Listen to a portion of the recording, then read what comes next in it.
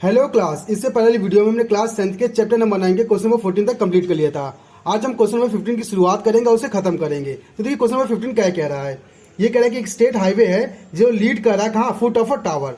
तो एक state highway जो जा रहा है फुट की ओर, किसके, टावर के। तो हम एक टावर बना लेते हैं। ये हमारा एक टावर है, ठीक ना। इस टावर का ये फुट है और एक हाईवे इसके नीचे से ऐसे जा रहा है। ये हमारा हाईवे है, ठीक ना। अब man standing at the top of a tower. अब एक लड़का है, ये एक मैन है जो कहाँ खड़ा है, इस टावर के टॉप पे बैठा हुआ है, ठीक ना। अब वो ऑब्जर्व कर रहा है एक कार को at angle of a dispersion of 30 degree. अब एक कार आ रही है, उस कार को देख रहा है और देखने पे कितना एंगल बना रहा है, 30 बना रहा है। तो पहले हम एक कार बना लेते हैं। तो देखिए हमारी ये क्या है, कार है। अब ये कार है, इस कार को ये लड़का क्या करता है, देखता है कहाँ से, ऊपर से नीचे देखेगा ना, क्योंकि डिस्पर्जन हो रहा है। देखिए आपने नोटिस कीजिए, यहाँ लिखा डिस्पर्जन, तो क्या हो रहा है, डिस्पर्जन, तो नीचे देखेगा।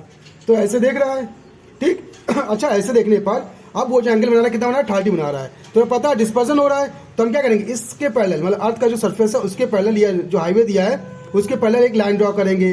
ये लाइन ड्रॉ कर लिया। अब आप नोटिस करेंगे लड़का ऊपर से नीचे देख रहा है, मतलब ऊपर से नीचे की ओर, ये उसका व्यू नीचे की ओर जा रहा है। तो एंगल कितना बनेगा, 30 यहाँ बनेगा। अगर यहाँ 30 बनेगा और ये लाइन पैरेलल है, तो ये और एंगल क्या हो जाएंगे, अल्टरनेट हो जाएंगे। तो ये 30, तो ये भी कितना आ जाएगा हमारा, 30 डिग्री आ जाएगा। इतना क्लियर। अब बोला कि कार अप्रोच करिए आगे की ओर, ठीक ना, विद द यूनिफॉर्म स्पीड। याद रखिएगा, लिखा है यूनिफॉर्म स्पीड, मतलब स्पीड चेंज नहीं होगी।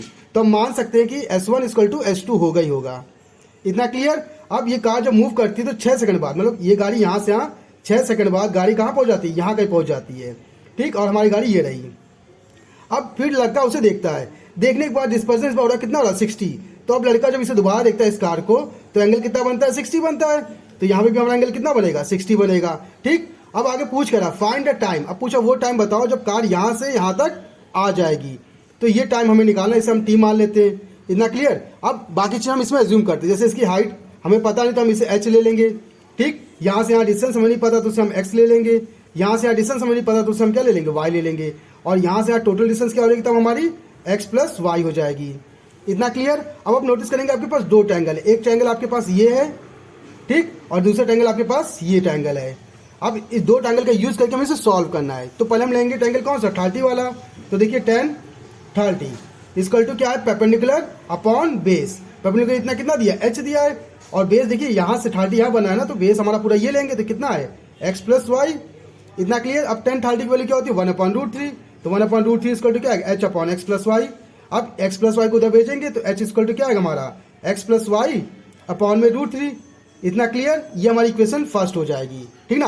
अब लेंगे दूसरा एंगल, ये 60, तो इसके लिए ट्रायंगल हमारा ये फॉर्म हो रहा है, ठीक ना। तो लेंगे 10 60 = क्या होगा, हाइट h है और बेस यहाँ से आता है कितना, देखिए y है। इतना क्लियर। 10 60 की वैल्यू क्या होती है, √3 = h की वैल्यू हमारी निकली हुई कितनी है, x + y अपॉन में √3, और y यहाँ दिया तो y लिख देंगे।